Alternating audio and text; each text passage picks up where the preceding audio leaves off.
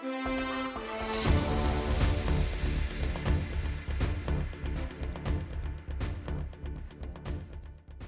think one of the biggest advantages of being on the team that put this budget together has been the feeling of connection and knowledge of all the different needs and corners of our states and different communities.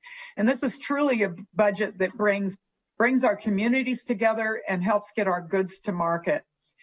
For instance, we have the largest ferry system in the country. And this budget does a number of things. We put $505 million into capital funding for the ferries, $100.2 million for the Coleman Dock preservation, $110.4 million for preservation of our existing ferry fleet, and $68 million for the terminal buildings that are around Puget Sound.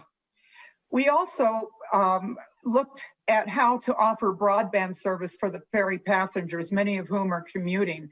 That would be a huge boon, and we all know how terribly important it is that we make sure that every corner of our state has good broadband. There's also projects. Despite keeping things moving, we were able to continue the work on important projects.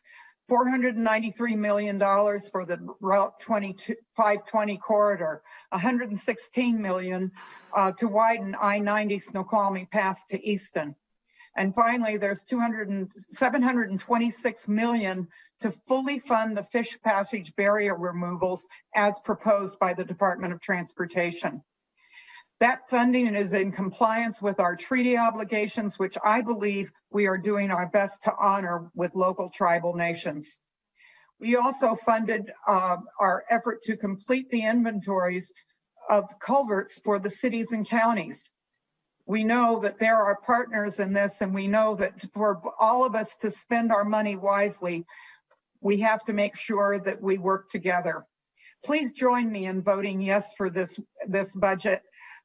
Keep our state moving forward and look forward to a really bright future. Thank you, Madam Speaker.